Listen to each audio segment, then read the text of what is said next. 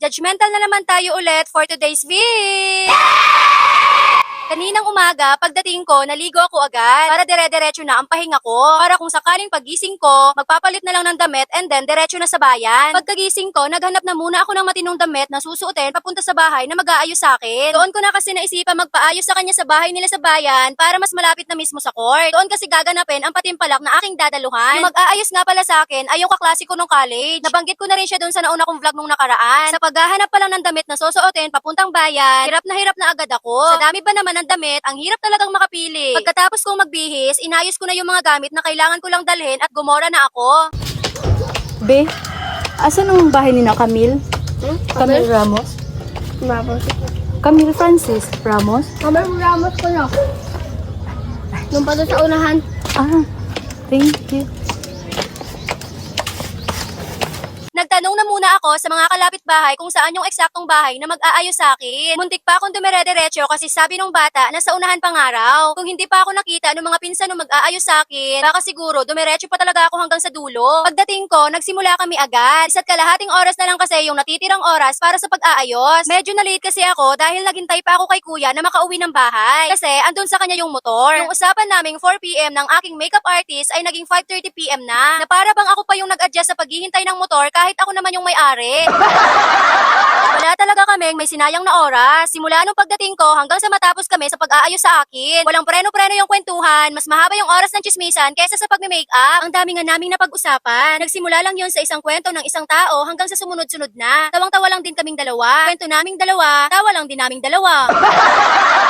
Kahit saang lugar talaga ako ilagay or kahit sinong tao pa ang aking mga nakakasalamuha, hindi ko talaga kayang maiwasan na hindi makipagchismisan. Medyo yukot-yukot pa nga itong damit na suot ko. Matagal na rin kasi siyang nakastack sa sako bag doon sa kwarto. So plinansya ko na muna bago ko sinuot. Hindi pa nga ako nangangalahati sa pagpaplansya ng damit ko ay talaga namang nag-brown out pa. So no choice, sinuot ko na lang. Okay na rin dahil hindi naman na masyado halata yung mga yukot niya. Sa walang preno nga naming chismisan, hindi na namin napansin na malapit na pala kaming matapos. Alam nyo ba, sa isa't kalahating oras na pag-aayos na may kasamang chismisan, halos 20 buhay na ang masisira nyo.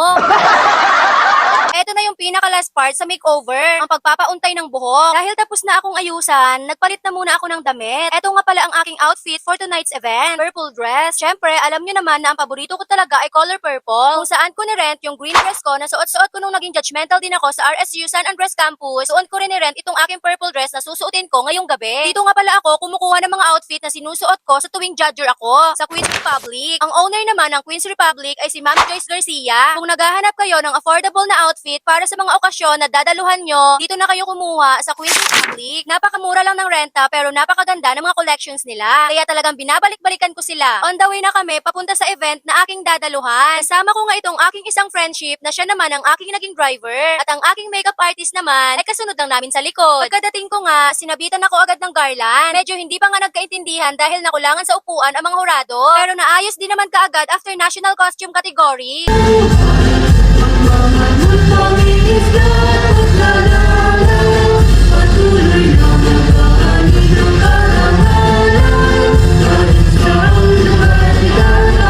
Ang pamagat nga pala ng Patimpalak ngayong gabi ay mutya ng ikatlong lahi 2026. Ang unang kategory ay national costume. Ito si number 1 na taga Pangasinan, si number 2 na taga Batangas, si number 3 naman na taga Batangas din sa munisipyo ng Cuenca, si number 4 na taga Laguna, pareho sila ni number 5, si number 6 na taga Cavite, taga Rojas City naman si number 7, ang mukhang Barbie na si number 8 na nanggaling pa sa Tondo, Manila, si number 9 na taga Iloilo City, at si number 10 naman na taga Boracay. Beautiful people, ladies and gentlemen, and of course, in between, maayong gabi sa tanan. Welcome to a celebration of beauty, personality, and inclusivity. Pagkatapos ng national costume category, lumabas na yung host para ipakilala isa-isa ang mga hurado. At pagkatapos ipakilala isa-isa, ang next category naman ay ang swimsuit attire. Sa national costume pa nga lang, mainit na agad ang labanan. Samantalang first category pa lang yun. Naglabas nga ng mga kalahok isa-isa sa kanilang swimsuit attire, aba naman at mas lalo pang uminit.